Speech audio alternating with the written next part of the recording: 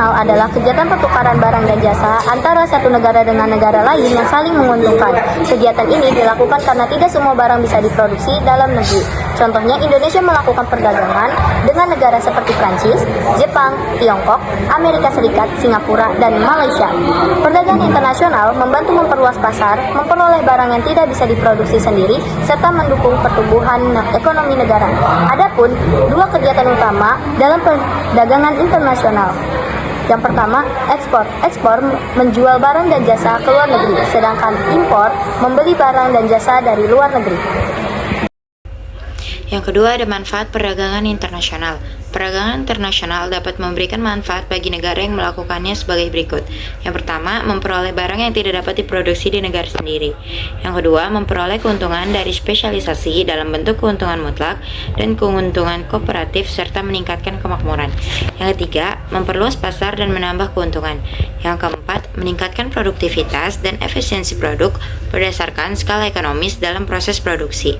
Yang kelima, transfer teknologi modern. Dan yang terakhir, meningkatkan penerimaan devisa negara. Teori keunggulan mutlak atau absolute advantage. Adam Smith, seorang filsuf asal Skotlandia yang menjadi pelopor ilmu ekonomi modern, menyatakan bahwa suatu negara bisa dikatakan memiliki keunggulan mutlak dibandingkan negara lain ketika negara tersebut mampu menghasilkan barang dan jasa yang lebih banyak daripada negara lain, tapi dengan asumsi bahwa sumber daya alam digunakan itu sama. Nah, teori keunggulan mutlak atau absolute advantage, contoh kasus teori keunggulan mutlak berdasarkan pada tabel berikut. Indonesia bisa menghasilkan 80 ton beras per hari, sedangkan Jepang hanya bisa menghasilkan 40 ton beras per hari.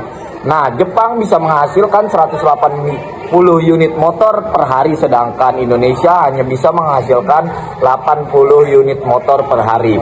Artinya, Indonesia lebih unggul atau lebih efisien dalam produksi beras, dan artinya Jepang lebih unggul dalam memproduksi motor. Terima kasih. Teori keunggulan komparatif. Teori keunggulan komparatif dikemukakan oleh David Ricardo. Ia menyatakan bahwa negara-negara mendapat keuntungan dengan mengkhususkan diri pada barang-barang dengan biaya peluang produksi terendah. Contoh kasus teori keunggulan komparatif. Terdapat dua negara, yaitu Indonesia dan Jepang. Keuntungan yang didapat Indonesia, 1 unit TV sama dengan 1 unit motor, sedangkan di Jepang 1 unit TV sama dengan 1,3 unit motor. Itu didapat dari perbandingan antara 160 unit motor dengan 120 unit TV. Jika negara Indonesia menukarkan TV-nya dengan motor di Jepang, maka Indonesia akan mendapatkan keuntungan sebesar 0,3 yang diperoleh dari 1,3 motor dikurang 1 motor. Selanjutnya adalah keuntungan yang didapat negara Jepang. Di Jepang, 1 unit motor sama dengan 0,75 unit TV, di mana hasil tersebut didapat dari perbandingan antara 120 unit TV dengan 160 unit motor, sedangkan di Indonesia 1 unit motor sama dengan 1 unit TV. Jika negara Jepang menukarkan motor dengan TV-nya di Indonesia, maka Jepang akan mendapatkan keuntungan sebesar 0,25 yang diperoleh dari 1 unit TV dikurang 0,75 TV. Dapat disimpulkan, Jepang unggul pada kedua jenis produk dari Indonesia. Keunggulan tertinggi ada pada produksi motor. Indonesia lebih lemah dari Jepang dalam dua jenis produk. Kelemahan terkecil adalah pada produksi TV. Nah, jadi kesimpulannya, perdagangan internasional merupakan kegiatan pertukaran barang dan jasa antar negara yang bertujuan untuk saling menguntungkan.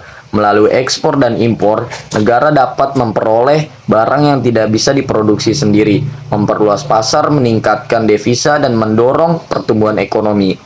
Teori yang mendasarinya antara lain yaitu teori keunggulan mutlak atau Adam Smith.